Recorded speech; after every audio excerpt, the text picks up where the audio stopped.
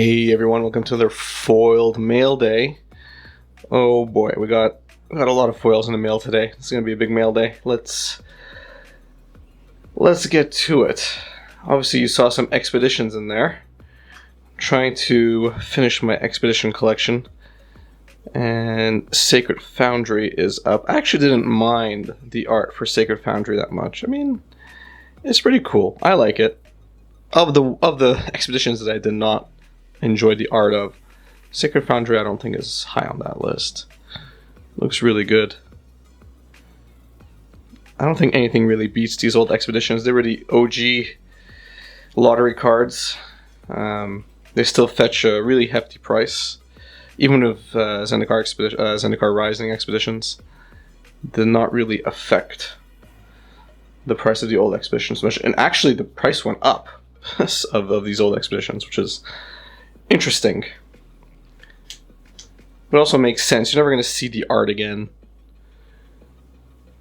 They're not going to reuse this art for anything else, so they're definitely going to maintain their value and just go up over time. Because they're just special, right? I mean, even when they eventually do reprint all the fetches, like at normal style fetches, the fetches are going to maintain value. Shocks as well, because these are special, right? People get these. They don't get these types of fetches and shocks to play Magic. They get these types of fetches and shocks to bling out their decks. That's essentially what's going on. Believe it or not, of the remaining expeditions that I needed, Flooded Strand was the hardest to get a hold of. Just no one has this in stock. No one. America, Canada, United States, doesn't matter where I looked. I got 2. I think I have another one on the way. But yeah, Flooded Strand, hard to get. At least in Expedition. Which is interesting. Usually Card Kingdom, which has really good selection. At the end of the day, I avoid Card Kingdom because they do things right. And they put the value of the package on the packaging. So I get charged full duties, which is really an arm and a leg. Here in Canada, ends up being really expensive. So Card Kingdom is usually my last resort, but they're also the best resort in terms of stock. But yeah, they didn't have a full playset available, which was interesting. Arid Mesa, that's pretty cool.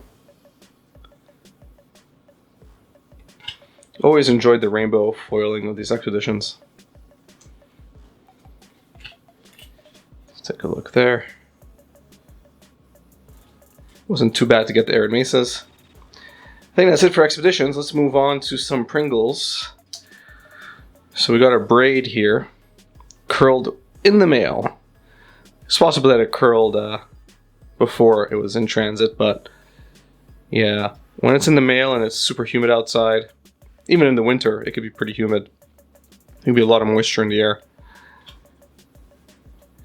You got that pringling effect. I guess it's not as bad as it could be.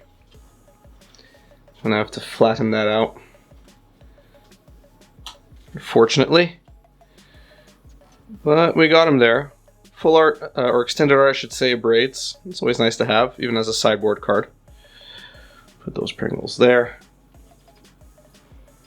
Up next, Scourge of the Skyclaves. Looking good.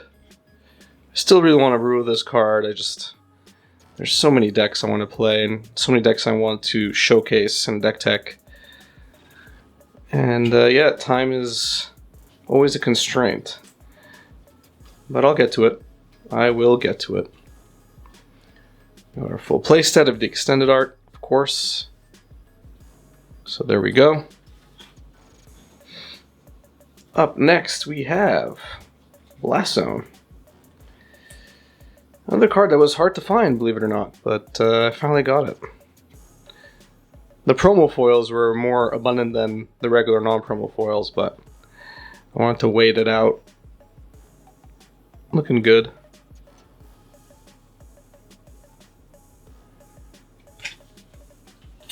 Definitely don't enjoy playing against Blast Zone, but there may come a time where I play a colorless deck, and Figured I might as well get my hand on them now.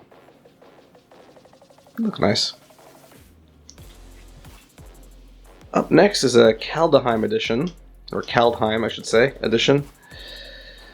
Jorn, God of Winter. So I don't think Jorn in and of itself is necessarily playable in Modern. What I do really enjoy is the flip side. That effect is pretty good, even if you're just using it with Icefang Quaddle. Let's just take a look at that art. That art is pretty cool in foil. The Kaldheim art and the alternate frames, very, very nice. Very cool. So yeah, I'm actively brewing with Jorn, God of Winter right now. So I figured, let's get the playset in. It's relatively inexpensive. Last but not least, Old School Terminate. Look at that foiling. I wonder what the foiling is going to look like on Time Spiral Remastered, which is currently being spoiled. I guess I'm dating this video because I'm not sure when this video is actually going to go live. Probably after Time Spiral Remastered gets released, but I'm curious to see how they're going to foil. I'm assuming they're going to foil just like this. They're going to foil the framing, but not the actual art, and that's pretty cool. Look at that. That is sick.